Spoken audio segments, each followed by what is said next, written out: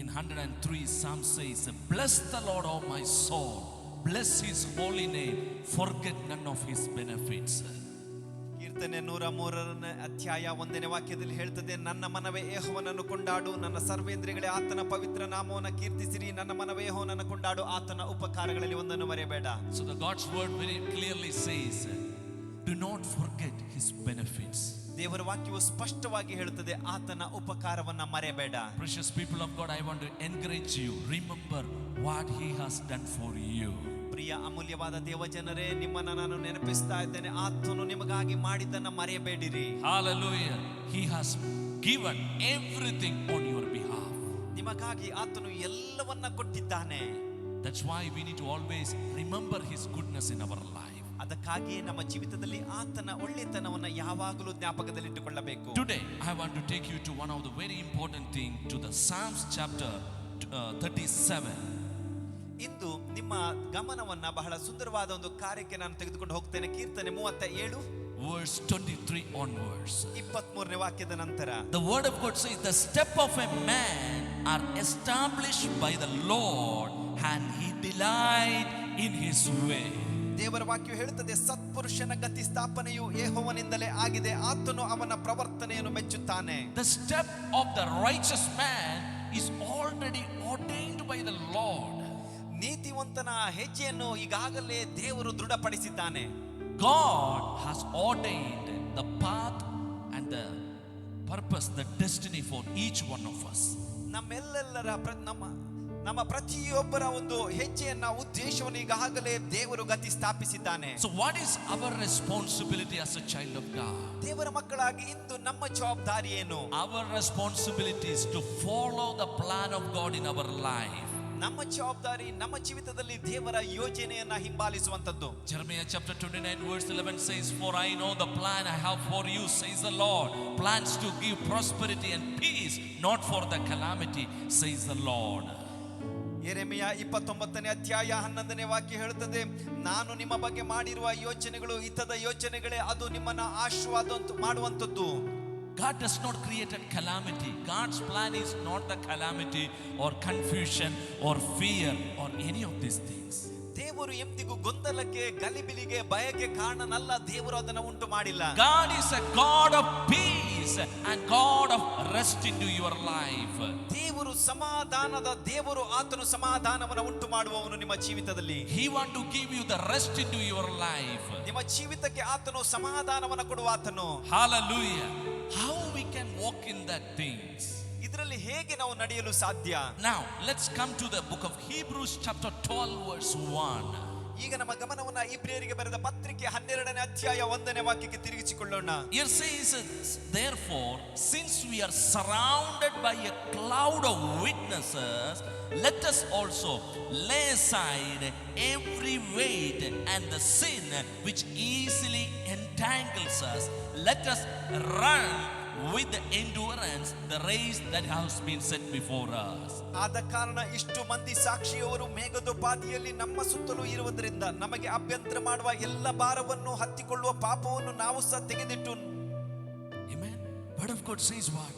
We are surrounded by a great cloud of witnesses. ದೇವರ ವಾಕ್ಯದಲ್ಲಿ ಏನು ಹೇಳ್ತಾ ಇದೆ? ನಮ್ಮ ಸುತ್ತಲೂ ಮೇಘದೋಪಾದಿಯಲ್ಲಿ ಅನೇಕ ಸಾಕ್ಷಿಯವರು ಆವರಿಸಿಕೊಂಡಿದ್ದಾರೆ. What is the word of God say? What it mean about the cloud of witnesses? ಇಲ್ಲಿ ನೋಡ್ರಿ, ಮೇಘದೋಪಾದಿಯಲ್ಲಿ ಸಾಕ್ಷಿಯವರು ಇರುವುದು ಎಂಬುದಾದ್ರೆ ಇದರ ಅರ್ಥವೇನು? That is the Old Testament and the New Testament saints of God. They are watching our spiritual race.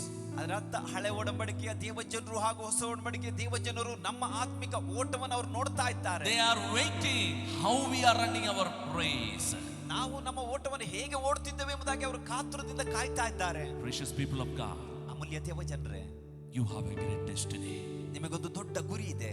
You need to focus upon the path, the road that God has kept for you. ನಿಮಗಾಗಿ ದೇವರಿಟ್ಟಂತ ಗುರಿಯನ್ನ, ದಾರಿಯನ್ನ ನೀವು ದೃಢ ಗುರಿಯೊಂದಿಗೆ ಅದರಲ್ಲಿ ನಡೆಯಬೇಕು. When you accepted Jesus Christ as Lord and Savior, you have been entered into the plan and the purpose of God. ಯಾವಾಗ ನೀವು ಯೇಸು ಕ್ರಿಸ್ತನನ್ನ ಸ್ವಂತ ರಕ್ಷಕನ ಒಡೆಯನನ್ನಾಗಿ ಅಂಗೀಕರಿಸಿದ್ರು, ಆವಾಗಲೇ ದೇವರ ಯೋಜನೆಯೊಳಗೆ ನೀವು ಬಂದಿರಿ. Now what is our responsibility? ಈಗ ನಮ್ಮ ಜವಾಬ್ದಾರಿ ಏನು? Let us run with the endurance the race that is set before us. ನಮಗಾಗಿ ನೇಮಕವಾದ ಓಟವನ್ನ ಸ್ಥಿರ ಚಿತ್ತದಿಂದ ಓಡುವಂಥದ್ದು. Praise God. Praise the Lord. You know that in the running race, many people compete, but few people get the winning. ನಮಗೆ ಗೊತ್ತಿದೆ running race ಅಲ್ಲಿ ಅನೇಕರು ಸ್ಪರ್ಧಿಸುತ್ತಾರೆ, ಆದ್ರೆ ಕೆಲವರೇ ಮಾತ್ರ ಅವರು ಜಯವನ್ನು ಗಳಿಸ್ತಾರೆ. But in the spiritual area, spiritual race, ಆದ್ರೆ ಆತ್ಮಿಕ ಓಟದಲ್ಲಿ God gives everyone the equal opportunity to win. ಪ್ರತಿಯೊಬ್ಬರಿಗೂ ಜಯ ಗಳಿಸಲು ಬೇಕಾದಂತ ಎಲ್ಲರಿಗೂ ಸಮಾನವಾದ ಅವಕಾಶವನ್ನು ದೇವರು ಕೊಡ್ತಾನೆ. But what is our responsibility? ಆದ್ರೆ ನಮ್ಮ ಜವಾಬ್ದಾರಿ ಏನು? Run with the endurance. ನಾವು ದೃಢವಾಗಿ ನಿರಂತರವಾಗಿ ಓಡಬೇಕು. That means without giving up, without be distracted by anything in this world, run to looking unto Jesus, run our spiritual race. ಅದರ ಅರ್ಥ ಈ ಲೋಕದ ಯಾವ ಸಂಗತಿಗಳನ್ನ ನೋಡದೆ ಯೇಸುವನ್ನ ನೋಡುತ್ತಾ ಸ್ಥಿರ ಚಿತ್ತದಿಂದ ಈ ಆತ್ಮಿಕ ಓಟದಲ್ಲಿ ಓಡುವಂತದ್ದು. What stumbles our spiritual race? ನಮ್ಮ ಆತ್ಮಿಕ ಓಟಕ್ಕೆ ಯಾವುದದು ತಡೆ ಒಡ್ಡುವಂತದ್ದು? The word of God says number one thing, say every weight that brings a hindrance to us, every weight. ನೋಡ್ರಿ, ಪ್ರತಿಯೊಂದು ಭಾರ ನಮಗೆ ಓಟಕ್ಕೆ ಅದು ತಡೆಯನ್ನು ತರುತ್ತದೆ ಎಂಬುದಾಗಿ ದೇವರ ವಾಕ್ಯ ಹೇಳ್ತದೆ. So it is a very important thing in the Christian life to be worried about any matter. ಕ್ರೈಸ್ತಿಯ ಜೀವಿತದಲ್ಲಿ ಯಾವ ಕಾರ್ಯದ ಬಗ್ಗೆ ಚಿಂತಿಸದೆ ಇರುವಂತದ್ದು ಬಹಳ ಮುಖ್ಯ. Many of the people think, okay, worry is a lifestyle. We need to be worried. It is our responsibility. ಅನೇಕರು ಯೋಚಿಸುತ್ತಾರೆ ಚಿಂತೆ ಅನ್ನೋದು ನಮ್ಮ ಜೀವನ ಶೈಲಿ, ಹಾಗಾಗಿ ನಾವು ಚಿಂತಿಸಬೇಕೆಂಬುದಾಗಿ. Precious people of God, worry is not a lifestyle. Worry is not the part of life. Worry is a sin. ಪ್ರಿಯರೇ, ಚಿಂತೆ ಅನ್ನೋದು ನಮ್ಮ ಜೀವನ ಶೈಲಿ ಅಲ್ಲ, ನಮ್ಮ ಜೀವನದ ಭಾಗವಲ್ಲ. ಚಿಂತೆ ಅನ್ನೋದು ಅದು ಪಾಪ. Jesus said, ಯೇಸು ಹೇಳಿದನು. you know, let's turn our attention to Gospel of Matthew. Gospel of Matthew, ಬರೆದ ಸುವಾರ್ತೆ chapter 6, 6ನೇ ಅಧ್ಯಾಯ verse 31. 31ನೇ ವಾಕ್ಯ. Gospel of Matthew, chapter 6, verse 31. ಮತ್ತಾಯ 6:31. He says, do not worry then saying, what we will eat, what we will drink, what we will wear for clothing. ಏನು ಊಟ ಮಾಡಬೇಕು, ಏನು ಕುಡಿಯಬೇಕು, ಏನು ಹೊತ್ತುಕೊಳ್ಳಬೇಕೆಂದು ಚಿಂತೆ ಮಾಡಬೇಡ್ರಿ. Jesus said, do not worry about all these basic necessities. ಈ ಒಂದು ಅಮೂಲ್ಯವಾದ ಅಗತ್ಯತೆಗಳಿಗಾಗಿ ಇವುಗಳಿಗಾಗಿ ನೀವು ಚಿಂತಿಸಬೇಡ್ರಿ ಎಂಬುದಾಗಿ ಯೇಸು ಹೇಳಿದನು. Why? ಯಾಕೆ? Next word says, ಮುಂದಿನ ವಾಕ್ಯ ಹೇಳುತ್ತದೆ, for the Gentiles eagerly seek all these things, for your heavenly Father knows that you need all these things. ಇವೆಲ್ಲವುಗಳಿಗಾಗಿ ಅಜ್ಞಾನಿಗಳು ತವಕ ಪಡುತ್ತಾರೆ, ಇವೆಲ್ಲ ನಿಮಗೆ ಬೇಕಾಗಿದೆ ಎಂದು ಪರಲೋಕದಲ್ಲಿರುವ ನಿಮ್ಮ ತಂದೆಗೆ ತಿಳಿದಿದೆ ಅಷ್ಟೇ. Here is the difference between a child of God and an unbeliever. ಇಲ್ಲಿ ನೋಡ್ರಿ, ದೇವರ ಮಕ್ಕಳಿಗೂ ಹಾಗೂ ಅವಿಶ್ವಾಸಿಗಳಿಗೂ ಇರುವ ವ್ಯತ್ಯಾಸವನ್ನು ಕಾಣುತ್ತೇವೆ. Word of God says an unbeliever worries about all these things continuously. They are in the constant pressure. ಇಲ್ಲಿ ನೋಡ್ರಿ, ಅವಿಶ್ವಾಸಿಗಳು ನಿರಂತರವಾಗಿ ಈ ರೀತಿಯ ಚಿಂತಾಭಾರ ಒತ್ತಡದಲ್ಲಿರುತ್ತಾರೆ ಎಂಬುದಾಗಿ ದೇವರ ವಾಕ್ಯ ಹೇಳುತ್ತದೆ. What is my future? ನನ್ನ ಭವಿಷ್ಯತ್ತಿನ ಬಗ್ಗೆ ಏನು? What about my children's future? ನನ್ನ ಮಕ್ಕಳ ಭವಿಷ್ಯತ್ತಿನ ಬಗ್ಗೆ ಏನು? What about my job? ನನ್ನ ಕೆಲಸದ ಬಗ್ಗೆ ಏನು? What about this thing? ಇದರ ಬಗ್ಗೆ ಏನು? Precious people of God, ಅಮೂಲ್ಯವಾದ ಪ್ರಿಯರೇ, you don't need to worry about this thing. ಈ ಕಾರ್ಯಗಳ ಬಗ್ಗೆ ನೀವು ಚಿಂತಿಸುವ ಅವಶ್ಯಕತೆ ಇಲ್ಲ. You have a good heavenly Father who care for you 24/7, each and every areas of your life. ನಿಮ್ಮ ಜೀವಿತದ ಪ್ರತಿ ಭಾಗದಲ್ಲೂ ದಿನದ 24 ತಾಸು ನಿಮಗಾಗಿ ಕಾಳಜಿ ವಹಿಸುವ ಪರಲೋಕದ ತಂದೆ ನಿಮಗಾಗಿದ್ದಾನೆ. Word of God says, even one hair also falling from your head, it will not fall into the ground without the knowledge of God. ದೇವರ ತಿಳುವಳಿಕೆ ಬಾರದೆ ನಿಮ್ಮ ತಲೆಯ ಒಂದು ಕೂದಲು ಸಹ ಬೀಳುವುದಿಲ್ಲ ಎಂಬುದಾಗಿ ದೇವರ ವಾಕ್ಯ ಹೇಳುತ್ತದೆ. That means he is care about the least things of your life. ಅದರ ಅರ್ಥ ನಿಮ್ಮ ಜೀವಿತದ ಬಹಳ ಸಾಧಾರಣವಾದ ಕಾರ್ಯ ಬಗ್ಗೆ ಆತನು ಚಿಂತಿಸ್ತಾನೆ. We won't care about our hair fall or something, but I am telling to you, God is even thinking about that. ನಾವು ನಮ್ಮ ಕೂದಲು ಬಿದ್ದು ಹೋಗೋದ್ರ ಬಗ್ಗೆ ಯೋಚಿಸುವುದಿಲ್ಲ, ಆದ್ರೆ ನಿಮಗೆ ಹೇಳ್ತೇನೆ, ದೇವರು ಅದರ ಬಗ್ಗೆ ಯೋಚಿಸ್ತಾನೆ. Come on, we have a good heavenly Father. ದೇವರು ನಮಗೆ ಒಬ್ಬ ಒಳ್ಳೆಯ ಪರಲೋಕದ ತಂದೆ ಇದ್ದಾನೆ. He loves you so much. ಆತ ನಿಮ್ಮನ್ನು ಹೆಚ್ಚಾಗಿ ಪ್ರೀತಿಸ್ತಾನೆ. More than you care about your family, more than you care about your children, He cares for you and your family and your children. ನೀವು ನಿಮ್ಮ ಕುಟುಂಬವನ್ನ, ನಿಮ್ಮ ಮಕ್ಕಳನ್ನ ನೀವು ಅವರ ಬಗ್ಗೆ ಗಮನ ಕೊಡುವುದಕ್ಕಿಂತ ಹೆಚ್ಚಾಗಿ ಆತನು ಅವರ ಬಗ್ಗೆ ಹೆಚ್ಚು ಗಮನವನ್ನು ಕೊಡ್ತಾನೆ. So what we must do? ನಾವೇನ್ ಮಾಡಬೇಕು? Do not worry. ನಾವು ಯೋಚಿಸಬಾರದು. Come on, say with me, I will never worry about any matter. ನಾನು ಯಾವುದರ ಬಗ್ಗೆಯೂ ಇನ್ನು ಮುಂದೆ ಚಿಂತಿಸುವುದಿಲ್ಲ ಎಂಬುದಾಗಿ ಹೇಳೋಣ. I cast all my worries into the hand of God. ದೇವರ ಹಸ್ತಕ್ಕೆ ನನ್ನ ಎಲ್ಲ ಚಿಂತಾಭಾರವನ್ನು ಒಪ್ಪಿಸುತ್ತೇನೆ. Hallelujah. This is very important in the Christian life to be free in every areas of our life. ಕ್ರೈಸ್ತಿಯ ಜೀವಿತದಲ್ಲಿ ಎಲ್ಲಾ ಭಾಗದಲ್ಲೂ ಬಿಡುಗಡೆ ಹೊಂದಿರುವಂತದ್ದು ಬಹಳ ಮುಖ್ಯ. That's why 1 Peter chapter 5 verse 7 says, casting all your anxiety on Him because He cares for you. ಅದಕ್ಕಾಗಿ ಮೊದಲನೇ ಪೇತ್ರನಿಗೆ ಬರೆದ ಪತ್ರಿಕೆ 5ನೇ ಅಧ್ಯಾಯ 7ನೇ ವಾಕ್ಯ ಹೇಳುತ್ತದೆ, ನಿಮ್ಮ ಚಿಂತೆಯನ್ನೆಲ್ಲ ಆತನ ಮೇಲೆ ಹಾಕಿರಿ, ಆತನು ನಿಮಗೋಸ್ಕರ ಚಿಂತಿಸುತ್ತಾನೆ. It is not your responsibility to worry. Your responsibility is to cast all the worries into the hand of God.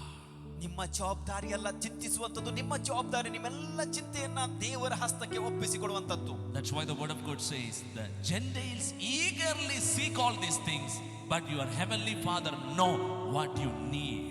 ಅದಕ್ಕಾಗಿ ದೇವರ ವಾಕ್ಯ ಹೇಳ್ತದೆ, ಅವಿಶ್ವಾಸಿಗಳು ಈ ಲೋಕದ ಎಲ್ಲ ಕಾರ್ಯಗಳಿಗಾಗಿ ಬಹಳ ಅವರು ಚಿಂತಿಸ್ತಾರೆ, ನಮಗೆ ಗೊತ್ತು ನಮ್ಮ ಪರಲೋಕದ ತಂದೆಗೆ ಇದೆಲ್ಲವೂ ತಿಳಿದಿದೆ ಎಂಬುದಾಗಿ. During such a time as this, many people are depressed, many people are going through the different type of the oppression, fear, many kind of things. What is going to happen? ಈ ಒಂದು ಸಂದರ್ಭ, ಈ ಒಂದು ಪರಿಸ್ಥಿತಿಯಲ್ಲಿ ಅನೇಕರು ಬಹಳಷ್ಟು ಒತ್ತಡ, ಚಿಂತೆಯಲ್ಲಿ ಏನಾಗುತ್ತದೆ ಎಂಬುದಾಗಿ ಅವರು ಭಯದಲ್ಲಿ ಹಾದು ಹೋಗ್ತಾ ಇದ್ದಾರೆ. Let me encourage you as a servant of God to you. ದೇವರ ಸೇವಕನಾಗಿ ನಾನು ನಿಮ್ಮನ್ನ ಉತ್ಸಾಹ ಪಡಿಸ್ತೇನೆ. You are in the hand of God. ನೀವು ದೇವರ ಹಸ್ತದಲ್ಲಿದ್ದೀರಾ. You are in God's protection. ನೀವು ದೇವರ ಸಂರಕ್ಷಣೆಯಲ್ಲಿದ್ದೀರಾ. No weapon that formed against you shall prosper. ನಿಮಗೆ ವಿರೋಧವಾಗಿ ಕಲ್ಪಿಸಿದ ಯಾವ ಆಯುಧವೂ ಅದು ಫಲಿಸುವುದಿಲ್ಲ. Every deception of the enemy, it is nullified and it is cancelled in the name of Jesus. ಎಲ್ಲ ವೈರಿಯ ವಂಚನೆಯು ಯೇಸು ಕ್ರಿಸ್ತನ ನಾಮದಲ್ಲಿ ಅದು ಲಯವಾಗುತ್ತದೆ. Hallelujah. Hallelujah. 1 Peter chapter 5 verse 8 says, be sober in the spirit. ಮೊದಲನೇ ಪೇತ್ರ 5ನೇ ಅಧ್ಯಾಯ 8ನೇ ವಾಕ್ಯ ಹೇಳ್ತದೆ, ಸ್ವಸ್ಥ ಚಿತ್ತರಾಗಿರ್ರಿ, ಎಚ್ಚರವಾಗಿರ್ರಿ. Be on alert. ಯಾವಾಗಲೂ ಎಚ್ಚರವಾಗಿರ್ರಿ. Why the word of God says be sober and be alert? ಯಾಕೆ ಇಲ್ಲಿ ದೇವರ ವಾಕ್ಯ ಸ್ವಸ್ಥ ಚಿತ್ತರಾಗಿರ್ರಿ, ಎಚ್ಚರವಾಗಿರ್ರಿ ಎಂಬುದಾಗಿ ಹೇಳುತ್ತದೆ? The reason is there we have an enemy. ಯಾಕಂದ್ರೆ ನಮಗೆ ಒಬ್ಬ ವೈರಿ ಇದ್ದಾನೆ. But the good news is he is a defeated enemy. ಆದ್ರೆ ಒಳ್ಳೆಯ ಸಂಗತಿ ಏನಂದ್ರೆ ಈ ನಮ್ಮ ವೈರಿ ಈಗಾಗಲೇ ಅದನ್ನು ಸೋತಿದ್ದಾನೆ. But be careful. What is the important thing? He tries to put thoughts into your mind. ಬಹಳ ಎಚ್ಚರಿಕೆ ಇರಬೇಕು. ಯಾಕಾಗಿ ಗೊತ್ತಾ? ಆತನು ನಿಮ್ಮ ಮನಸ್ಸಿನಲ್ಲಿ ಯೋಚನೆಗಳನ್ನ ಹಾಕ್ತಾನೆ. He is putting the thoughts and saying, hey, what is going to happen in your life? ಓ, ನಿನ್ನ ಜೀವಿತದಲ್ಲಿ ಏನಾಗುತ್ತದೆ ಎಂಬ ಒಂದು ಆಲೋಚನೆಗಳನ್ನ ಆತನು ತರ್ತಾನೆ. Everybody is going upward. Nothing is happening in your life. ಎಲ್ಲರೂ ಮೇಲೆ ಏರ್ತಿದ್ದಾರೆ, ಚೆನ್ನಾಗ್ತಿದ್ದಾರೆ, ನಿನ್ನ ಜೀವಿತದಲ್ಲಿ ಏನೂ ಆಗ್ತಾ ಇಲ್ಲ. Why the job is not getting for you? ಯಾಕೆ ನಿನಗೆ ಆ ಕೆಲಸ ಸಿಗ್ತಾ ಇಲ್ಲ? Why your life is not being settled? ಯಾಕೆ ನಿನ್ನ ಜೀವನ ಇನ್ನೂ ಸೆಟಲ್ ಆಗಿಲ್ಲ? Lot of thoughts are coming in the mind. ಇಂಥ ಎಲ್ಲ ಆಲೋಚನೆಗಳನ್ನ ಆತ ನಿಮ್ಮ ಮನಸ್ಸಲ್ಲಿ ಹಾಕ್ತಾನೆ. In such a situation, what you must respond? ಇಂಥ ಪರಿಸ್ಥಿತಿಯಲ್ಲಿ ನೀವು ಹೇಗೆ ಪ್ರತಿಕ್ರಿಯಿಸಬೇಕು? Word of God says what? ದೇವರ ವಾಕ್ಯ ಏನು ಹೇಳ್ತದೆ? Be sober and resist the enemy. ಸ್ವಸ್ಥ ಚಿತ್ತರಾಗಿರಿ, ವಿರೋಧಿಯನ್ನ ಎದುರಿಸಿರಿ. Verse 9 says, but resist him and firm in your faith. ನೀವು ನಂಬಿಕೆಯಲ್ಲಿ ದೃಢವಾಗಿದ್ದು ಅವನನ್ನ ಎದುರಿಸಿರಿ ಎಂಬುದಾಗಿ 9ನೇ ವಾಕ್ಯ ಹೇಳುತ್ತದೆ. Hallelujah. Enemy cannot do anything in your life. ವೈರಿಯು ನಿಮ್ಮ ಜೀವಿತದಲ್ಲಿ ಏನನ್ನು ಮಾಡಲು ಸಾಧ್ಯವಿಲ್ಲ. You are protected by the blood of Jesus. ನೀವು ಯೇಸುವಿನ ರಕ್ತದಿಂದ ಸಂರಕ್ಷಿತರಾಗಿದ್ದೀರಾ. You have a greater destiny, my precious people of God. ಅಮೂಲ್ಯವಾದ ನನ್ನ ಪ್ರಿಯ ದೇವಜನರೇ, ನಿಮಗೊಂದು ದೊಡ್ಡ ಗುರಿ ಇದೆ.